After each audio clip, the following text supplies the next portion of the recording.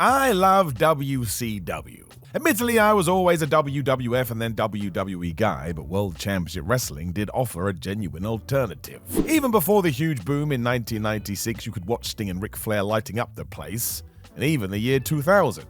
Yes, it could be some of the worst sports entertainment you ever see in your life, but man, it's so funny. If you were a die-hard fan, you likely cried seeing what your promotion of choice had become, but if you are able to take a step back, it's hilarious. Its legacy may also never die, given here we are almost 30 years removed and it's still talked about. And don't forget that hoax back in 2021. Somebody pretended that WCW was on the way back, and a certain section of the internet was giddy. They wanted to believe. So let us celebrate WCW in a more direct way, because I am Simon Miller, and here's the 50 best World Championship Wrestling moments ever. Number 50, Harlem Heat become 10-time tag champs. Booker T and Stevie Ray were underrated gems in WCW. Booker eventually broke through and claimed his rightful place at the top of the tree, and it all started with Harlem Heat. They were a unit that would have succeeded in any era, and when World Championship Wrestling needed a cool factor, they were your guys. They just felt like the most modern team ever. Eventually, they did go on to become 10-time WCW Tag Team Champions.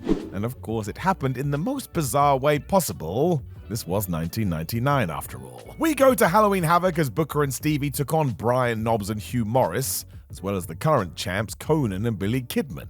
So we had a three-way. It was also a street fight, and boy was this bonkers. At one point, Harlem Heat did get a 3 count backstage, but somebody decided that didn't mean anything, so they went and did it again in front of the fans. Poor ring announcer Dave Penza had to explain this to the crowd.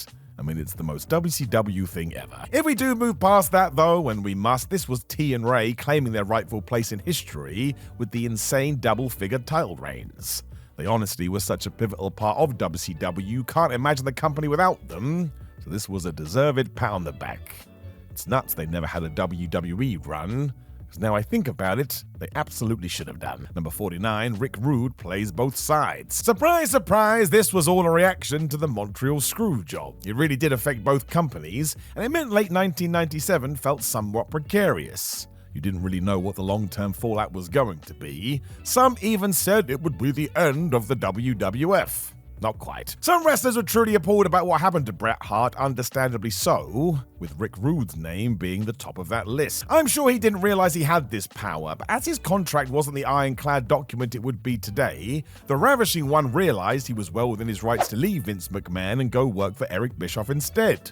So he did. Now remember that Rude was the henchman for DX at the time, so he was not a ghost. And the real issue the WWF faced was they were still taping some episodes of Raw. That was saving them money. Therefore, when Rick did debut on the 17th of November Nitro, you could change the channel and also see him standing next to Triple H and Shawn Michaels too. Obviously, we didn't have access to all the information at the time. It was like he'd done a magic trick. The word has always been Vince McMahon was livid about this, but it did kind of serve him right. And in terms of the WCW versus WWF war, it made it even more fun. Fell into this madness where literally anything could happen and often did. And if nothing else, Rick Rude made history. He was on different shows at the same damn time. Number 48, Dean Malenko unmasks. The Cruiserweight division was absolutely crucial to WCW's success. While the roster did have a very distinct ceiling, in the mid to late 90s, getting to see them do their thing in the mid-card was awesome. Again, it wasn't like today. Nobody had seen anything like it. And I had hair. It became a trump card for the promotion, allowed the best of the best within that to become stars. Enter Dean Malenko and Chris Jericho. It was Slamboree 1998, and Cruiserweight champion Jericho had made it very clear he would take on anybody apart from Dean. That was fine as Cyclope stepped up and took the challenge, a masked wrestler from the deepest depths of Mexico. Of course, instantly this dude started to move like Dean, and after he had been successful, he removed his hood and bam. Malenko was underneath and this crowd lost it. The reaction was so loud it became a WCW moment, even more so because Dean went on to have a round 2, and my gosh, he won the title. That is called good professional wrestling. Jericho deserves credit too, as he was so obnoxious as a heel, and really this should have been a message to management that we could do more with these guys. They disagreed, and until the end they were basically kept in the same place. As we now know, that was a mistake, before Chris Jericho visits Washington. So this does tie directly into the last entry. Chris Jericho was so enraged with what had happened, he flew to Washington, D.C., the nation's capital, and protested to be a victim of a conspiracy. This was really good. He was basically doing YouTube before YouTube, as he was legitimately asking random passers-by what they thought. And of course, they had no clue what he was talking about. All of this happened on the 1st of June 1998 Nitro, and mostly came from the brain of Chris. He had always claimed WCW gave him free creative to make it work, and he did. It made him a bigger asshole, and Malenko a better babyface. If you ever wondered why the WWF wanted Jericho in 1999, it was due to events like this. Of course, he could go in the ring, but when you watched on Monday nights, nobody was doing more bonkers stuff than the future Y2J, and it worked. He got more and more over. You do have to give World Championship Wrestling a bit of credit here, because they did make sure there was time on the show. Problem was, you jump forward a year, and yeah, that was dead. Such a silly 180. Number 46, Jericho's 1004 holds. So we may as well stick with Jericho, especially this skit. It's super famous and well remembered. It is back to the 30th of March 1998 Nitro, which also featured Booker T versus Chris Benoit in their Best of 7 series, as well as a main event of Roddy Piper versus Hulk Hogan. That's a lot. As ever, I think Chris knew this, so just owned the middle of the show when he stormed to the ring, beat Marty Jannetty of all people, before laughing at the fact Dean Malenko was calling himself the man of 1,000 holds. Jericho had that beat. He knew 1004. The real genius of this segment is Chris then revealed the actual list, almost as an accidental wink and nod to the future, and he read them all out. WCW then cut to commercial, and when we returned, yep, he was still going, and a lot of these maneuvers were an armbar. It worked ridiculously well because fans were so mad he was taking so long they started to throw garbage at him. And again, WCW should have used this to push Jericho right up the card. They did not. It has stood the test of time, though. I mean, you even still see places like Reddit talking about it, even though it happened so long ago. I suppose that is really proving your worth in wrestling. Number 45, Medusa bins the WWF Women's title. I mean, was this good? Was this bad? You can debate it, but much like before, it had an impact, the consequences of which were felt for years. There's a reason Medusa was on the outs with the World Wrestling Federation for ages. This really annoyed them. The former Alundra Blaze has been very honest about it and said she was against the idea, but got talked into it by Eric Bischoff. Of course, this to Eric was the ultimate visual message. A former champion is literally going to say titles from the other place are trash. It was the 18th of December 1995 Nitro 2, so long before the NWO were formed, and sort of underlines what WCW were trying to do. Whatever noise we can make, let's do it. They didn't even care about the repercussions, even though they should have done. This triggered a lawsuit from the WWF, which they won, forevermore protecting their IP, and a championship counted within that. That also actually came back to bite World Championship Wrestling in the ass. It's a different video for a different day. It certainly made this an us versus them situation, as people did pick sides. And if I were going to hazard a guess, I would say Medusa would have rather have not done this. It didn't help her much at all. But again, if you were watching as a fan, you couldn't believe your eyes. It absolutely did feel like the ultimate diss. Number 44, the Chicago Street Fight. Naturally, we as fans talk more about Mick Foley's WWE career than what he did in WCW.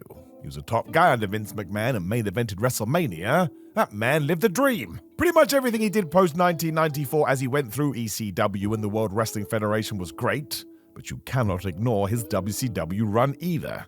If anything, he used his time there to perfect his awesome brawling style as Cactus Jack. I mean, let's look at that year's Spring Stampede. As we did have a main event of Ric Flair versus Ricky Steamboat, World Championship Wrestling varied up the card, and booked Cactus and Max Payne, not the gaming guy, versus the Nasty Boys in a Chicago street fight. And man, this was ridiculous, even more so because it only went 8 minutes. If you wanted to say this was ECW before ECW, you wouldn't be too far off, and nobody associated this sort of violence with WCW in the mid-90s. At that point, it was a massive cartoon. So yeah, this deserves way more praise than it gets, and as always, Foley was ahead of his time. He didn't ascend to the top of the industry by accident. The man knew what he was doing, even when everybody else was confused by it. Number 43, Cactus Jack goes splat. So let us keep talking about Mick Foley as well. We can do a big old lovin'. 6 months before the above, he was still wowing audiences with his crazy ways as he took on Big Van Vader. And honestly, together they genuinely had some of the best wrestling fights you'd ever seen,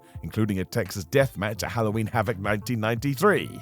In fact, go and watch that right now, you won't believe it. You can tell Vader is having the time of his life too, because Cactus Jack wanted him to lay his shots in, That was the whole point. Let's make this look real and steal the show in a totally unique way. Most of the time they did. The match is also 16 minutes of the Mastodon just killing Foley, but my gosh does it work. When Mick fires back, he's the most underdog babyface ever, even more so as you don't know what he's capable of. His character in the early 90s had this magic where it felt like he would do anything to win. You also see Vader just throw this poor guy into the floor at one point, and man, that looks like it sucked.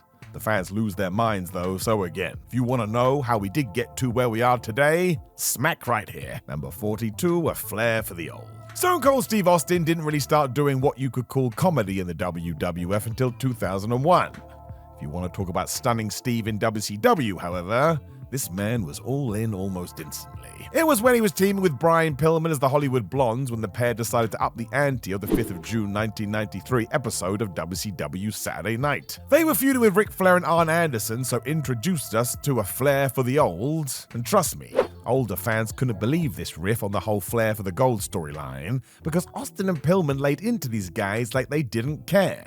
The fact they were making them out to be old men was enough, but it didn't stop there. The hilarious part obviously being that Flair didn't retire until 2022. The reason it must be talked about is because be it the New Age Outlaws, D-Generation X, or Kevin Nash and Scott Hall, they all did similar segments based on this. And even then, don't think they could match the chemistry Steve and Brian had. You know this was true as well because not long after this, the Hollywood Blondes were split up. And why? Because the veterans of the locker room could see how popular they were getting, and we can't have that. So utterly ridiculous and wrestling sucks.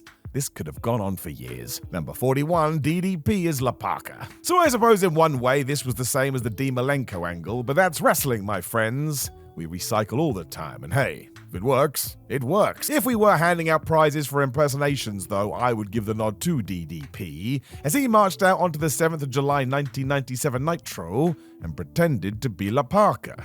I mean, why wouldn't you do that? The Masked Man was facing Randy Savage too, and the reason it is so great is because Page moved and even walked a little bit like La Parka. It's true that once you knew, but when there was no need to imagine otherwise, this was a stellar performance. It also shocked the crowd because Parker defeated the Macho Man, which was not on our bingo cards, and when Dallas revealed it was him, I tell you, that reaction was life-affirming. This was so good. DDP understood he had to throw in some of his own signature moves towards the end to get the audience raising their eyebrows. And listen, if you are out there, somebody should copy this today. It's good to go. It also underlines why the master of the Diamond Cutter as a stalker when he debuted in WWE was the dumbest thing ever. People love this guy, and what did we do? We made him a criminal. Not that I'm not over it. I most definitely am. Now excuse me while I go scream into a pillow. Number 40, Arn Anderson retires. When wrestling is real, it is damn real. Anytime a wrestler retires in the ring, you've got to manage the water coming out of your seeing devices. And that was exactly the emotion when Arn Anderson came to the ring on the 25th of August 1997 Nitro and said he was done. Even if you could hold it together, Ric Flair didn't. He was a mess. He's not alone as the fans are all over the place too, and Arn was great here. He's speaking from the heart, which always hits home, but he also took his enforcer role and passed it over to Kurt Hennig in the Four Horsemen. So now we had a figurative passing of the torch too? How was anybody meant to get through this? It actually hits harder later on because Kurt betrayed his brothers and joined the NWO, but it most certainly did not take away from what Anderson did here. It was an underrated legend saying goodbye. It was also an area WCW always seemed to get right as they honored the traditions of pro wrestling, or even happy to reference the NWA. I mean, without them, World Championship Wrestling wouldn't be around anyway. Anderson lived up to this as well because aside from a few cameo spine busters, he never properly returned to the ring.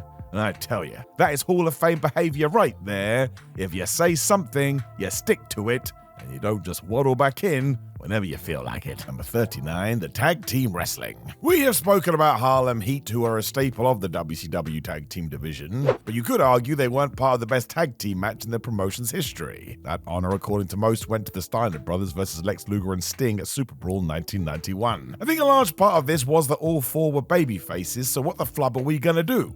Who was gonna play the bad guy? And the answer was nobody. Instead, our sports entertainers realized what the fans wanted to see, so they just gave it to them. Rick and Scott went full-on power while relying on their brother chemistry, whereas Sting and Luger offered something totally different but underlined they were partners too. was just really, really good. You can see that Sting and Lex were happy to work around the Steiners too, and man, Scott Steiner here was something else. Despite his size, he flies around the ring, and this is why he did make it to the top. I know he eventually became crazy, but still, when he was 100%, that guy was ridiculous. So if you want the proof, well, that's another reason to go and watch this. Number 38, the Cruiserweights. This could be a video all of its own because we know how important this division was to WCW. Without it, we get a very different story. A great example of this was 1996 Great American Bash that was headlined by the Giant versus Lex Luger. Makes sense. Lower on the card, though, was Rey Mysterio versus Dean Malenko. This was the secret sauce. Rey was the talk of the town anyway due to his size, but continued to produce breathtaking performances, whereas Malenko not only understood the style, but was a wonderful base. Their chemistry was near perfect. They should have been in science. The match also went 18 minutes, but not even a second is bad, and the pacing of the thing. They know when to speed up, slow down, do some shenanigans. An entire generation of would-be wrestlers, whether they knew it or not, had just been inspired for life. It really is a window into the wrestling of tomorrow, and both these guys deserve all the plaudits and more. So good, you would kill to be at this level. Well, maybe not kill, just maim someone. But if you are looking for a match that is totally going to turn your brain on, well, you could do far worse than this. Number 37, Bobby Heenan's Gorilla Monsoon tribute. Some moments are bigger than silly wrestling wars. No matter your promotion of choice, we all knew the relationship between Bobby Heenan and Gorilla Monsoon. Their friendship had been a part of our childhoods. Sadly, Gorilla passed away on the 6th of October 1999 when Bobby was doing commentary for WCW, so he told management he wanted to pay tribute. You damn right. This was the 11th of October Nitro, and Bobby's words will crush your heart because they are so real, although this did spark some controversy. Co-announcer Tony Schiavone seemed to rush Heenan through this, but as was clarified later on, Tony was worried management was going to cut the brain off. Can you imagine it? Ultimately, forget all that and focus on the words because, yeah, it's another moment that's just so unreal and underlines how close these two were. It was a real tragedy, and seeing somebody as brash as Bobby respond this way, it'll wreck you. Probably have water coming out of your seeing devices. Number 36, Kevin Nash ends the streak. So was this the right way to do it? Probably not. Was Kevin Nash the right guy? Probably not. Should Scott Hall have used a cattle prod? Yes, but only because that's so WCW it hurts. We can argue about this forever, but if you are talking about moments, this has to be up there because it was huge. If Reddit had been a thing at Starrcade 1998, it would have broken you. And while you can go either way with it, these are the things we live for, or at least I do, and Dr. Robotnik, utter chaos. It is so big because, like it or not, Goldberg exploding turned WCW business around. Of course, the NWO, Sting, DDP, and the like were important, but when this new star broke through, it was just a breath of fresh air. It also meant he did go on this massive streak, and seeing it all come to an end felt huge, even more so because nobody thought it was going to happen. So The Undertaker versus Brock Lesnar at WrestleMania 30, the fans just sit there in stunned silence, and of course we have a cattle prod. It becomes more murky when you dive into the backstage politics, but we'll focus on the storyline here. It was one of the most major turning points in WCW history, and nobody will ever agree on the outcome. If you care what this born a-hole thinks, I just don't think it was the time. And now it's time for you to go nuts in the comments. Number 35, Ron Simmons makes history. It sometimes feels like this isn't spoken about enough. The 16th of August 1992 WCW main event saw Ron Simmons face Vader for the WCW World title. Man, Ron won. That made him the first black wrestler to achieve such a feat. And while Simmons himself played that down on a podcast with old friend JBL, it is still massive and historical. When it comes to Ron, he just hoped it would bring everybody together regardless of their background. What a classy guy. You have to imagine it did inspire others to follow their dreams, however, because it showed that the world was changing, and what was once not possible now was. I think it's fair to say it was the biggest moment in Simmons' career too, although by December, WCW put the belt back on Vader. So yeah, I don't think we celebrated this enough. It is sort of interesting, because if you only knew Ron as Farouk from the WWF, you didn't even get a hint of what he had done up to this point, or that during his prime, he was really flipping good. I mean, Simmons was never bad, but there was a time where he could hang with anybody. Plus, let's not forget, he was mega jacked. If you need an example of this, you can go all the way back and watch his run with Doom and his tag team partner Butch Reed. So good, and in many ways opened the door for that sort of destructive power game. So Ron Simmons earned all this and then some. Number 34, Shane steals Vince McMahon's thunder. Yeah, just had to be there. And if you had been watching Nitro and Raw for years, my gosh. You won't find many other WWE-inspired WCW moments in this list because a lot of what Vince McMahon did with it was awful. But in terms of kicking things off with a bang, it's a home run to say the least. It was the 26th of March 2001 Nitro, and rumors were everywhere that WCW had been bought by the competition. Turned out these were true, and as we had to air World Championship Wrestling that night, we simulcast both shows on TNN and TNT. Flicking back and forth felt like some sort of weird fever dream. We didn't just leave it there either, as we tied it all into a huge story, because as Vince stood in the ring on Raw ready to sign the deal, Shane turned up on Nitro and said the name does say McMahon, but it's Shane McMahon. He now controlled WCW. It was so ridiculous, and it was so good. It led to the Invasion storyline, which started well but quickly fell off for many reasons. But if you could bottle this feeling up on that night, it would sell for millions. The shock, the awe, the excitement for what may come next. Given I doubt Triple H and Tony Khan will ever do this, it is a moment in time. On some level, I'm still shocked it actually happened. They had been trying to kill each other for years, and the end was now. This was crazy. Number 33, Sting joins the Wolfpack. Even though WWE at one WrestleMania decided to pretend this wasn't the case, Sting had made a career from not joining the NWO. That's why he stalked buildings in the rafters for literally years. He watched WCW get taken over by a bunch of idiots and waited to strike. It was great stuff. By the 1st of June 1998, Eric Bischoff had decided we could do whatever we wanted with the New World Order 2, mostly because it made him money. The merchandise was a crazy hot seller and even entered popular culture. That's why those black and white t-shirts are still in vogue today. It meant that eventually we'd have to find ways to keep this interesting, which is when WCW split the groups. As well as the above, we now had the Wolfpack, who dressed in red and black, and I guess they must have been Sting's preferred colors. On that Nitro, the Icon zipped in wearing the original shirt. When he ripped it off to reveal the new one, he had joined the other side. I throw this in here because it really was the peak of this civil war, especially because Sting had always been a staunch enemy of the faction. Given that he had selected a group and even started two sweeting Kevin Nash and Lex Luger meant they must have been the baby faces. It was as easy as that. Steve Border was smart about this too, as he upgraded his face paint to red and black, and I tell you, without his addition, this just isn't as good. That's the power Sting had. And yeah, I get it, it was sort of downhill after this, but still, cool is cool, and this was cool. Number 32, Bret Hart's Secret Shield. Bret Hart was not treated right by WCW. I think we all know that, and sadly, Vince McMahon was right.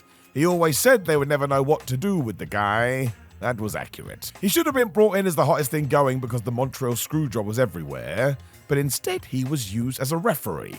Let's not get into that here, and instead jump forward to the 29th of March 1999 Nitro, when Hart was feuding with Goldberg. There is a joke in there, but let's just leave it. After Bret had yelled how stupid Bill was, however, Goldberg lost his temper and speared this guy, and then he didn't move. That was weird. While at first it seemed like something may have gone wrong, Hart started to stir when he had the best reveal ever. Under his hockey jersey was a metal plate, meaning Goldberg had just headbutted steel. That was so good. Bret was a heel at the time, but everybody cheered this because it was so smart and inventive. I mean, what a great trap to set. Of course, the payoff came at Starrcade 1999, where Bill booted Bret right in the head, but again, let's not talk about that. We know the deal, and given this was years ago, somebody should copy this today.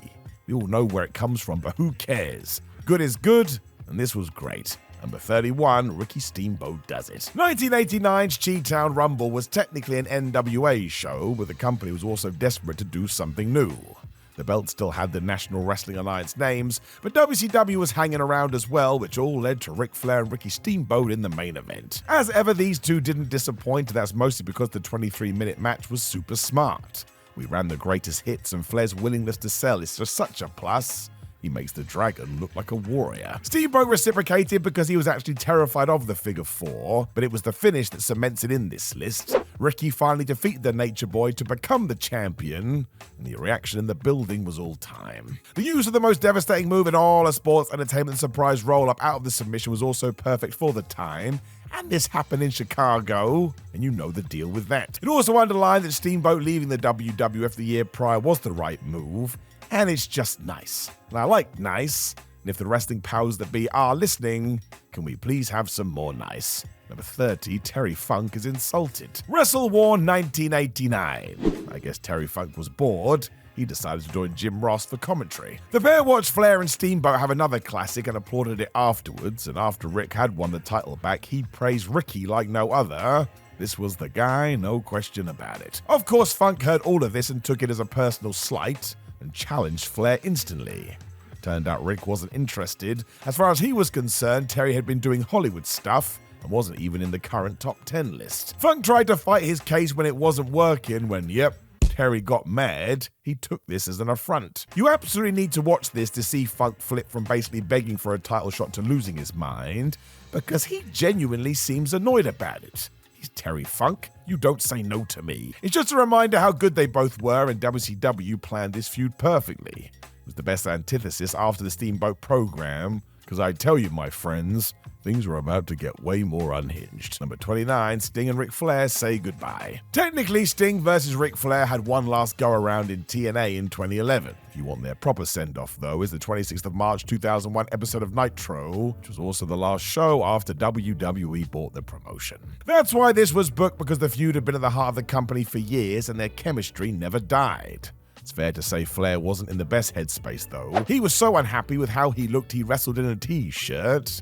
Without that info, it does come across as a little bit strange. The Nature Boy did lose as per the Forever script before him and Sting embraced afterward, and it really did feel like a big deal. How on earth had we got to this point if nothing else? Bruce Pritchard has always said on his podcast it happened because WWE officials had requested it, and I really do hope that's true.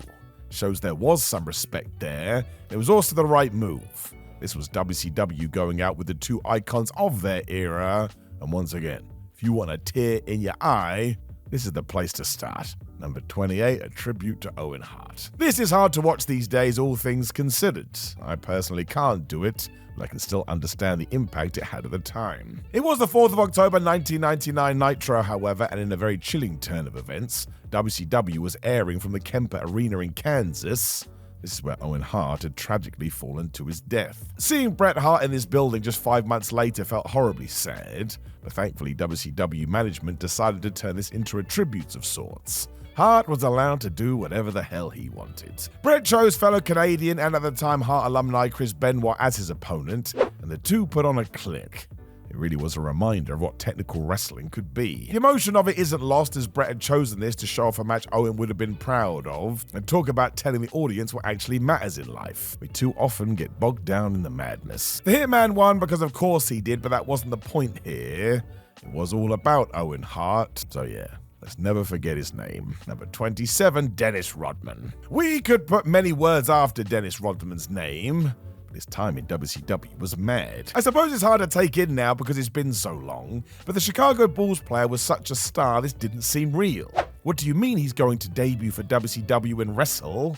It sounded like an Onion article, which was impossible. The Onion didn't exist. There is a proper story here too, as the rumor has always been it was the WWF who met with Rodman's people in 1996 to try and work something out for WrestleMania 12. That didn't click, but it must have sparked something down south. With the added assistance of a Hulk Hogan friendship, Dennis did indeed sign with WCW. It was the 10th of March 1997 when he showed up, and don't forget the optics here. Perception-wise, it told fans maybe the World Wrestling Federation wasn't the market leader anymore. This then exploded when, uncensored a few days later, Dennis actually joined the NWO. This was crazy. It drew all the numbers through intrigue, if nothing else, and while Rodman was a handful, I don't think Eric Bischoff minded because he was helping push statistics in the right direction. I suppose today it would be a bit like LeBron joining the Bloodline or something.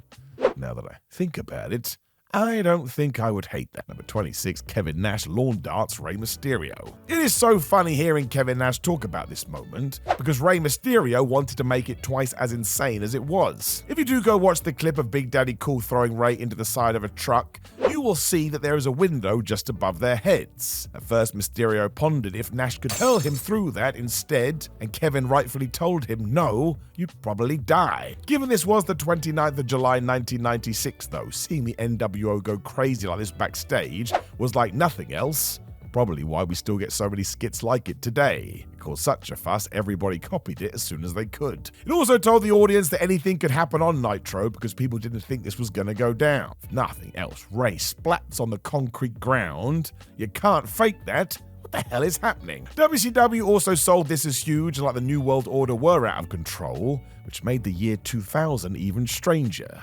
While 4 years prior we were blurring the lines with cool angles, at the turn of the century, commentators would literally tell us, oh no, that wrestler has gone off script.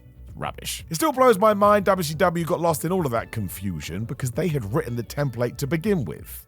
Or stolen it from ECW, but meh, it happens. This was so great. Number 25, Booker T climbs the ladder. Go and watch WCW in 1998. The major thing you will take away is that Booker T was ready to be the guy. He felt like a company dude and could go. This was the choice, it was clear. Even when he went after the TV title, fans loved this man and he would often steal the show.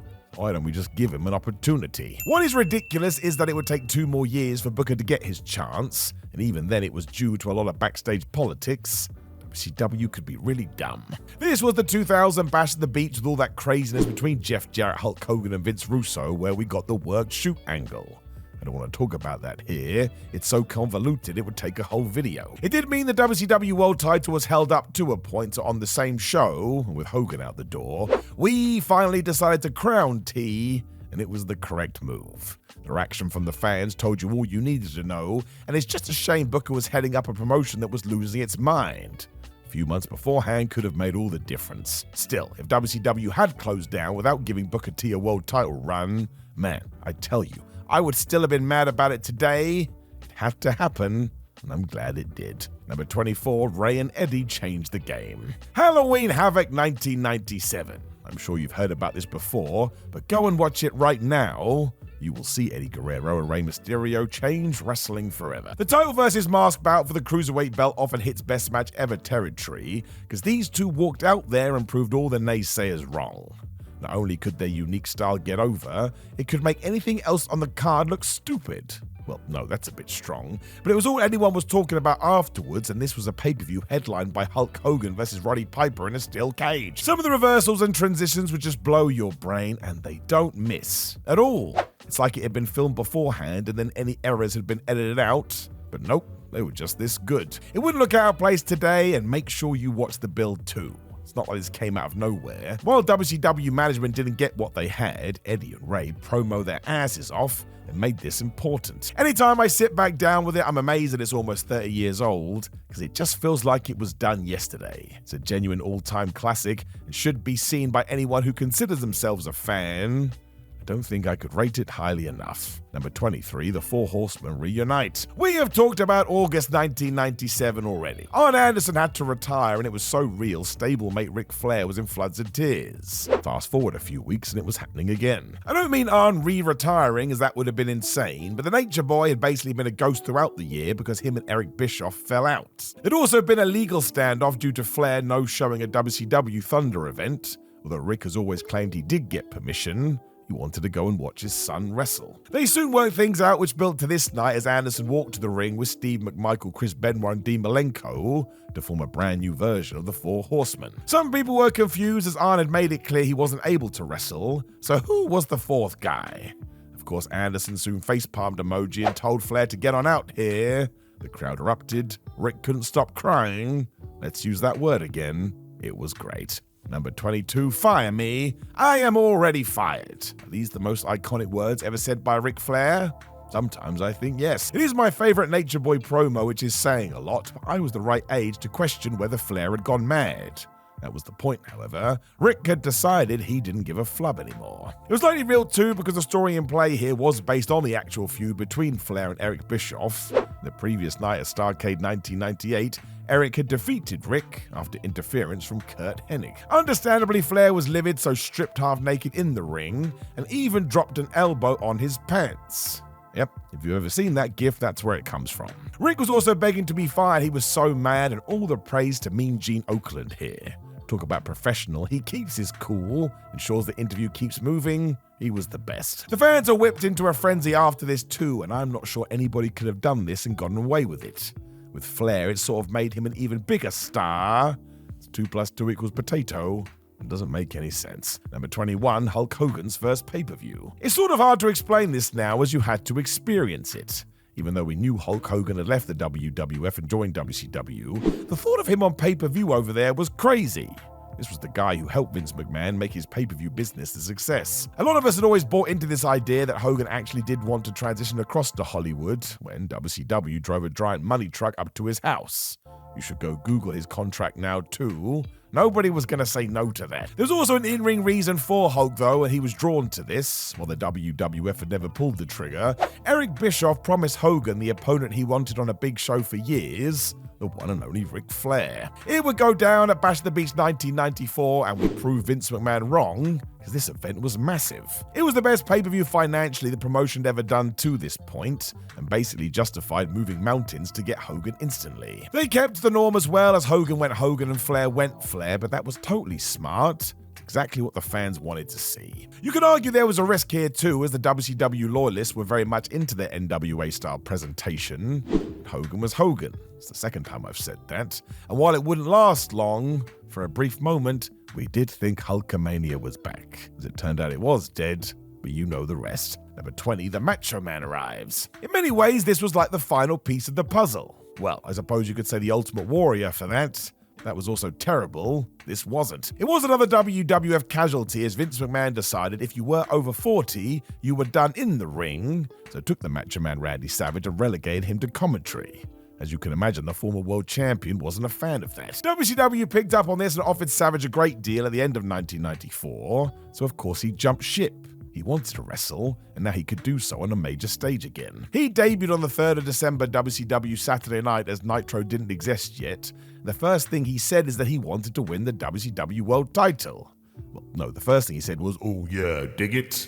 What a 180, he was now back in the mix. Randy was totally right, as he had so much left to give, including getting massive in 1999. It's crazy to look back on now. The Macho Man lived up to that name and then some. The dude was tonked. He also eventually joined the NWO because of course he did. At one point you just didn't have a choice. But don't sleep on this one. The Macho Man Randy Savage joining WCW, well, it just made everybody change the channel. Number 19, paid for by the New World Order. So we just mentioned this, everybody joining the NWO. This sort of sums it up. There was nothing better or cooler in WCW from 1996 for a good 12 months. They did what they said, and they took over. If I now say the name Neil Pruitt, it won't mean much to you, but you know the voice. He was the guy who said the iconic line in that title of this entry, and the adverts that did precede it. They were so good. The first of these launched on the 29th of July 1996 as Hogan, Hall and Nash said badass stuff with their black and white backdrop. It's like nothing else in professional wrestling. Nash has always talked about Hulk Hogan trying to 1980s up these promos, but him and Hall explaining less is more. And yeah, he was right on the money. It also told fans that WCW was going to be aiming for a new audience, and all of this worked out very, very well. Sadly, we never knew what to stop. We've talked about this. It's a different video for a different day. Number 18, Eric Bischoff. The 18th of November 1996. The NWO was already a force of nature when we came up with a great idea. Let's fill in one of these plot holes and explain how they are taking over WCW. The flipping owner was backing them. Today it sounds eye-rolling that Eric Bischoff made himself part of the story, but it was excellent. Aside from proving himself to be quite the performer, Eric was always happy to be the guy who got wrecked eventually, which helped the rest of the team keep their momentum. I mean, that went too far, but forget that. During this period, it was so well thought out. Let's not forget either this predates Mr. McMahon, so do with that information what you will, but all of a sudden knowing that the NWO had taken a step further to taking control of WCW, well, your mind just couldn't believe it, and more importantly, it told your tum-tum, well, I better tune in next week to see what's going to happen. Number 17, DDP said no to the NWO. I mean, somebody had to. As we have touched upon, the NWO was just a mess before long, because all the wrestlers realized that they were allowed to be badasses while their opponents got killed. It was true. Diamond Dallas Page was smarter than that, however, because without a good guy to keep the hope alive, this wouldn't work. Furthermore, eventually, that guy would have to be the hero. He was dead right. This went into full tease mode on the 13th of January 1997 Nitro because, my word, Page betrayed us all. He was wearing the dreaded New World Order t-shirt, so now all our dreams were dead. The Outsiders celebrated like they had won the lottery, and just as they were jumping around, bam. DDP hit them with the diamond cutter and the goodness was restored, the fans loved it. It also created a groundswell because people were now desperate for him to be the guy, and his rise from 1996 through to 1998 was next level stuff. Don't forget he was also calling himself the People's Champion. You can't get away with that unless these folk are behind you. They were. He's also one of the few to get a good elongated match out of Goldberg, and I tell you, he does not get the praise he deserves. WCW at this time wouldn't have worked without Dallas, and he did it despite starting his in-ring training later in life. The dude was a total inspiration. Number 16, Randy Savage saw this, went and put DDP over. You forget how smart the Macho Man was, he knew. It was Spring Stampede 1997 though, and the first of many pay-per-view main events for Page. It was also a no DQ brawl which allowed both guys to go nuts. This was just a very good match and you should watch it. Even though we could all feel Page's success growing, I don't think we predicted this because backstage Savage had gone through his usual painstaking way of mapping out the match meticulously, but the whole thing was designed to make DDP look great. The man himself has talked about this. He was genuinely shocked how much the fight was going to get him to the next level. It worked too, as if you go through it now, it's DDP's first big win as he heads for the WCW title almost 2 years later. So you can say this is the promotion at its best in many ways. We picked someone to push, we took our time, we listened to the fans. It wasn't a fluke they took over for as long as they did. The product was just very good. Wrestlers like DDP were great. It also helped send a message to the WWF as well. Maybe you should have heard what Savage had to say.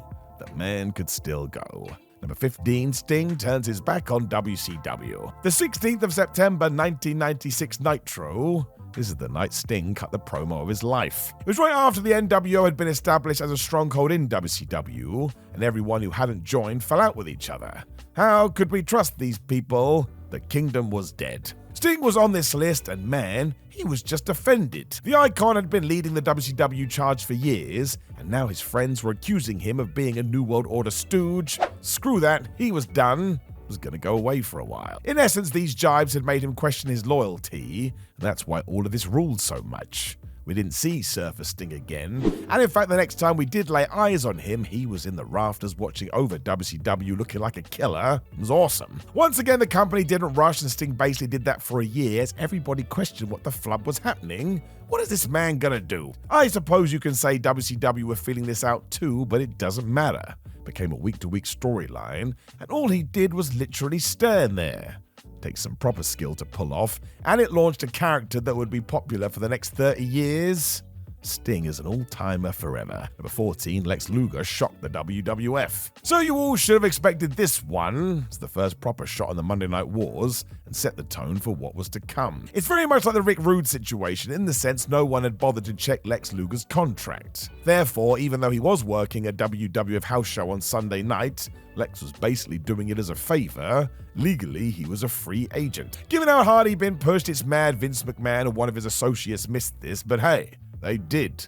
That's when Luger and best friend Sting were talking, as Steve Borden encouraged Lex to give Eric Bischoff a call.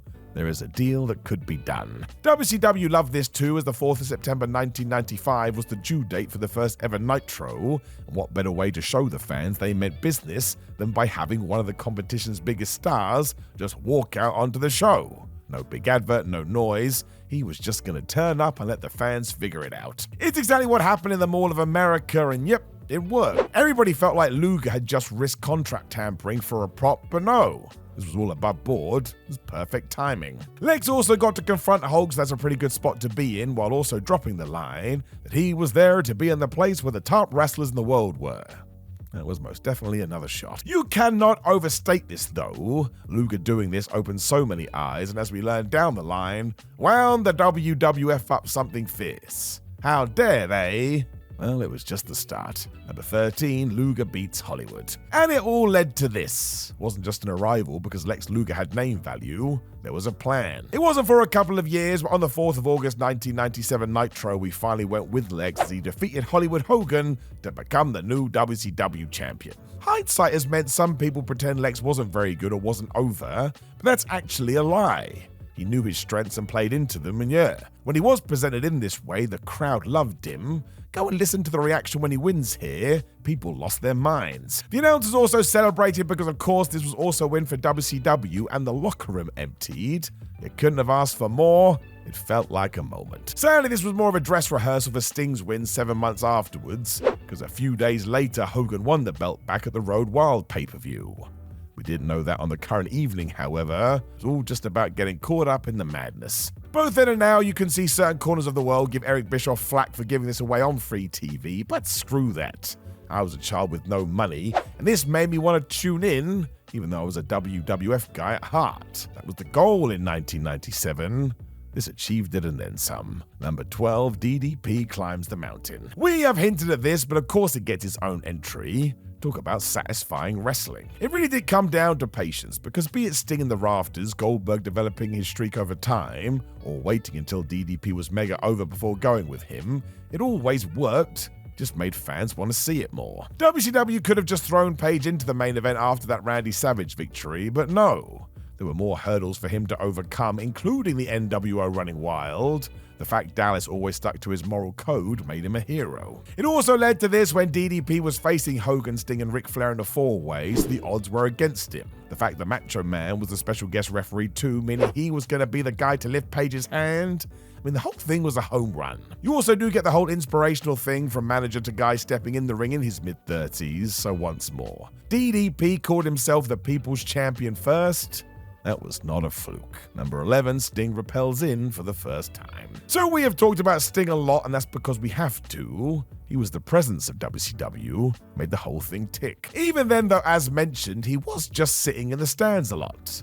It was cool, but nobody knew what to expect. Was he going to be there forever? I mean, maybe. Turned out we didn't know what we were talking about, because on the 20th of January 1997 Nitro, something spectacular happened. Sting stood up and rappelled into the arena. It was the coolest thing ever. Of course, this felt like Batman had arrived, which helped no end, and after this, it was par for the course. If you went to a WCW event, you looked up to see if you could see the icon. I mean, he didn't do it every week, which also meant it got a bigger reaction too. I get the whole thing was inspired by The Crow, but the story doesn't start and end there at all. It was all these little extras that helped Sting reach this new level, and nobody would have been able to pull it off like him. He just got it. You can watch this today, of course, and again, listen to the fans. They cannot believe this actually happened. It's a bit like watching a live comic book. Number 10, Sting fights through the pain. Let us also go back a few years now to when Sting was the superhero of all superheroes. He was still Surfer Sting, but again, this wasn't a bad thing. Not like he needed the gimmick change to get over. He was always beloved. It was the Great American Bash 1990, and you've likely heard of this. The main event was Sting versus Ric Flair for the WCW title, but there was a problem. The Icon's leg was ruined. That was the whole story of the match, and the commentators did a great job in selling this to the point you thought it was overkill. Clearly Sting was going to lose because his knee doesn't work. Damn it. Flair used that and everything else to his advantage too, and yeah, our good guy was totally boned when, man, he fired up and lost his mind with the Nature Boy reacting like he's seen a ghost. And the finish was so good. Because Flair seems to have gotten the better of Sting, who from nowhere finds his second win, and he does win the World Championship. It's just a wonderful moment. Even if you are part of this group who say WCW in the early 90s was nothing and this show is empty without the main event, we still had this main event. By the end of the pay-per-view, well, nothing felt bigger. Number 9, Hollywood sprays the belt. Over the course of history, we have seen wrestlers destroy belts. For some reason, we all act like this is treason. I suppose it means a company has done a good job. It was different for Hulk Hogan in 1996 because before his heel turn, he had been Mr. Babyface and barely even hinted that he would play an asshole.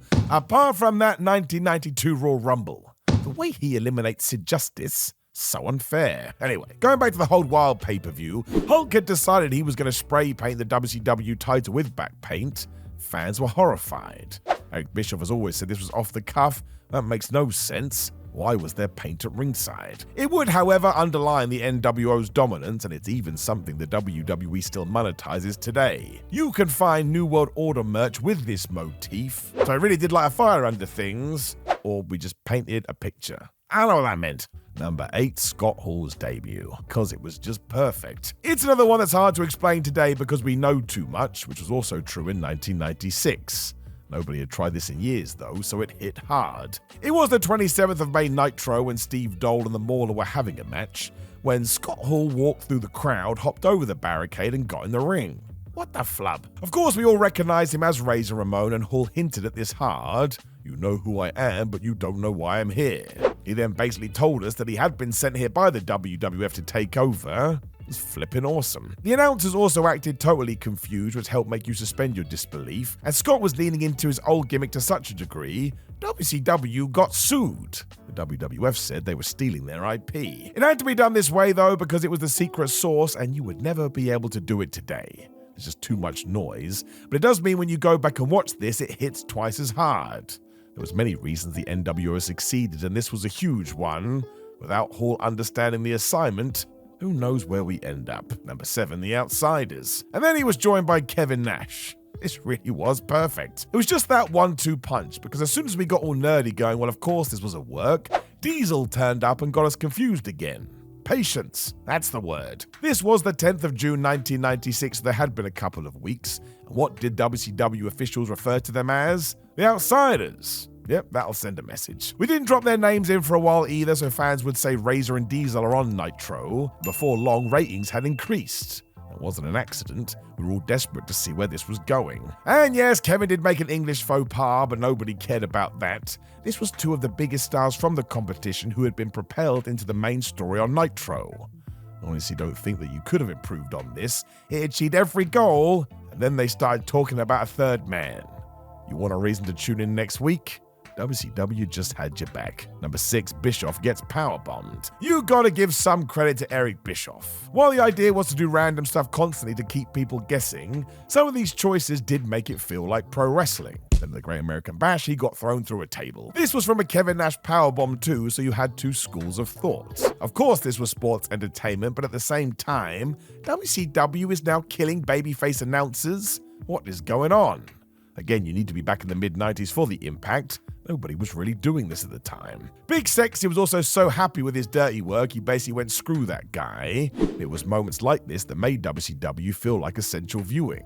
You were missing out by ignoring it. Fans also started to realize something was going to happen every week, so you can't miss the show. That's a promoter's dream. It all tied into Bischoff's grand plan, and we know how that was going to go over the next few years. But in many ways, it all started here. Number 5, the debut of Nitro. You know the story. It's been embellished, but Eric Bischoff told Ted Turner he needed 2 hours on Monday Night Prime Time to compete with the WWF. Ted said no problem, and Nitro was born. It's why the first episode was from the Mall of America, because that was different too. Having panning shots of a flipping shopping center with wrestling in the middle of it was as unique as it came. It also made WCW feel like they turned up out of nowhere and still drew a crowd. If nothing else, it told the audience this wasn't a joke. World Championship Wrestling was serious. The 4th of September 1995 will forever be known as the day WCW said goodbye to its roots and never looked back. Though I suppose today you can argue with that either way. Don't forget what the first match was either. Brian Pillman versus Jushin Thunder Liger. Then Lex Luger debuted. We were not mucking around. Number 4, Ric Flair saves his career. If you want to get the full effect from Starrcade 1993, watch the whole pay-per-view and then watch the build. Gene Okerlund heads to Ric Flair's home and tells the story about a fallen legend. Then you even see Charlotte driving him into the arena. It also meant we could promote Flair's match with Vader as something totally different, as WCW didn't even rely on his usual promos for this. They wanted to tell you a different story. The fallout to all of this was that Ric Flair was heading to the ring to be killed. There was no pomp and circumstance. The once best in the world is done. You also have to remember in 1993, Vader had been built as such a monster, and Rick had just come back from his run in the WWF.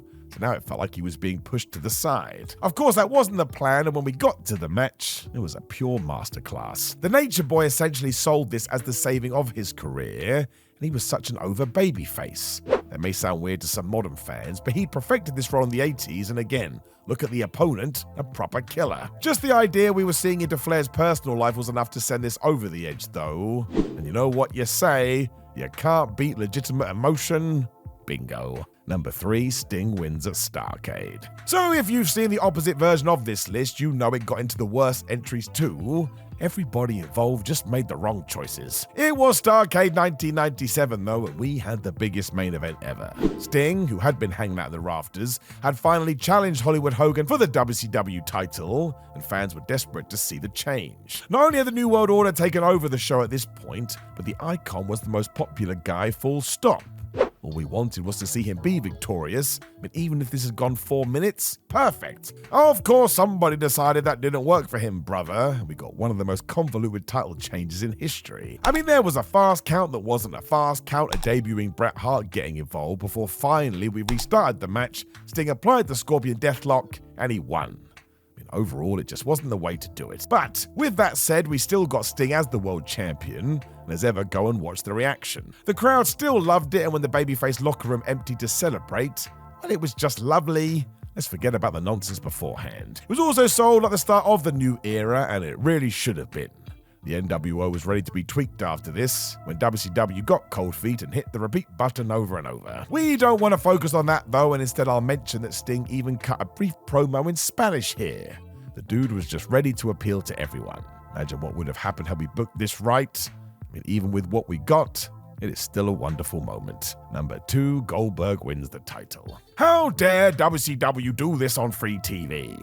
That's always been the criticism, but as always, if you want to send me $50 to make yourself feel better, I will accept. Sting was on top of the world when Bill Goldberg debuted in September 1997, but nobody expected this. I'm not sure we'll ever get anything like it again. WCW didn't have a plan for the streak or anything similar, but within weeks it was obvious. Goldberg was the man and the fans had fallen in love. He was just such a tank. World Championship Wrestling actually took their time here as Billy didn't win the US title until April 1998. But that caused such a fuss they couldn't help themselves. Less than 3 months later, he'd been thrust to the top of the card. In hindsight, this was likely the right choice as WCW needed a shot on the arm, and that was Goldberg. Numbers increased when he was on TV, and when he essentially wrecked Hulk Hogan on the 6th of July, forget about it. It felt like the company were back on track. It was also held in the Georgia Dome in front of 40,000 plus, so you do get a pay-per-view feel. The fans lose their mind when Hulk goes up for the jackhammer.